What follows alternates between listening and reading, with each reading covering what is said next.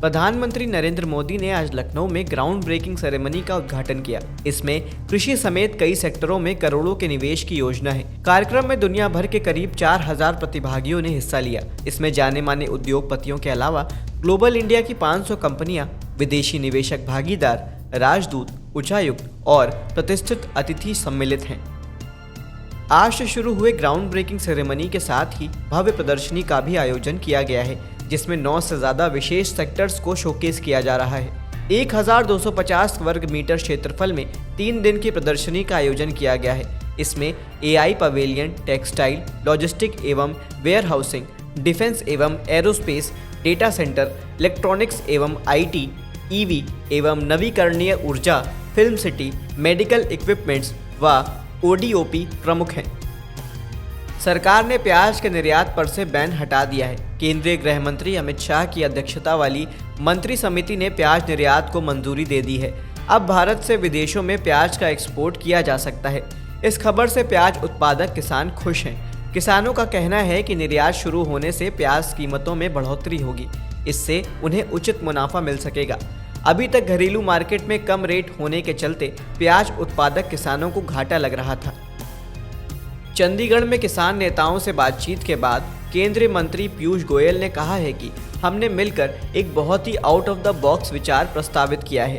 सरकार ने NCCF यानी कि राष्ट्रीय सहकारी उपभोक्ता जैसी सहकारी समितियों को बढ़ावा दिया है।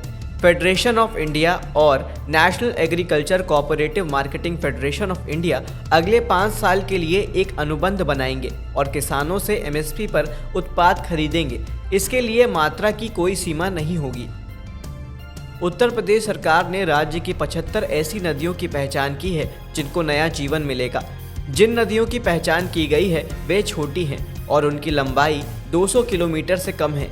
इनमें से कई नदियों को स्थानीय रूप से नाला भी कहा जाता है। उन्नाव जनपद में भी गंगा नदी की सहायक नदी मालती और उज्जैनी नदी को पुनर्जीवित करने की मुहिम शुरू हो चुकी है। जिले में गठित गंगा समिति के माध्यम से नदियों के पुनरुद्धार का काम किया जा रहा है। केंद्र सरकार के ऑनलाइन मंडी प्लेटफॉर्म ई-नाम यानी राष्ट्रीय कृषि बाजार में देश के 1389 मंडियों को जोड़ दिया गया है। शुरुआत के समय 20,161 में इससे सिर्फ 21 मंडियां जुड़ी थीं। इस प्लेटफॉर्म से किसान और खरीदार के बीच का सीधा संबंध और गहरा हुआ है। दलालों की भूमिका काफ़ी हद तक कम हो गई है। देश के 1.8 करोड़ किसानों के अलावा 3,510 FPO भी इससे जुड़ चुके हैं। झारखंड सरकार बंजर जमीन पर बिना कांटे वाले कैक्टस की खेती को बढ़ावा दे रही है। किसानों की आय बढ़ाने के मकसद से सरकार उनसे सीधे खरीद करेगी। योजना के तहत अब किसान अपनी परंपरागत खेती बाड़ी करते हुए कांटा रहित कैक्टस की खेती कर पाएंगे। कैक्टस की खेती करना आसान होता है। इसके साथ ही इसकी खेती के जरिए लंबे समय पर अच्छी आमदनी पाने का एक बेहतर जरिया हो सकता है। इससे ऑर्गेनिक खाद के अलावा पशु चारा, खाद्य पदार्थ, बायोफ्यूल और कृत्रिम चमड़ा जैसी चीजें बनाई जाती हैं। उत्तर प्रदेश में पश्चिमी विक्षोभ के फिर से सक्रिय होने की वजह से मौसम में बड़ा बदलाव देखने को मिल सकता है। मौसम विज्ञान केंद्र के मुताबिक कुछ स्थानों पर गरज चमक के साथ बौछारें पड़ने की संभावना है। पश्चिमी इलाकों में 1 या 2 स्थानों पर 30 से 40 किलोमीटर प्रति घंटे की रफ्तार से हवा चलने के आसार हैं। मौसम विभाग ने अगले 4 दिनों के लिए प्रदेश के कई इलाकों को अलर्ट पर रखा है। दिल्ली, पंजाब, हरियाणा, राजस्थान के कुछ हिस्सों में भी बारिश हो सकती है। अब साधन सहकारी समिति पर किसानों को खाद बीज के साथ साथ दवाइयां भी मिल सकेंगी, वो भी बहुत सस्ती दरों पर। केंद्र सरकार ने साधन सहकारी समिति पर जन औषधि केंद्र खोलने की अनुमति दी है।